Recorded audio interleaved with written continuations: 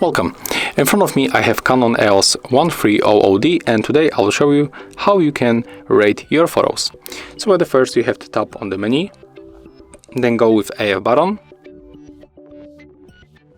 Here we get the rating, so click set to enter, and as you can see, by moving with FA and this button on the left, we can change between the photos, right?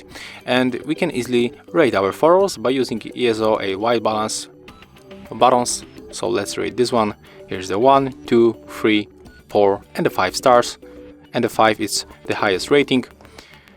So yeah, if you want to rate this one as a 4, so pick the 4, then click set. You can go back and change the rating on the others.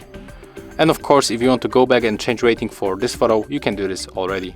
So yeah, let's make it like that. And as you can see, it's very simple.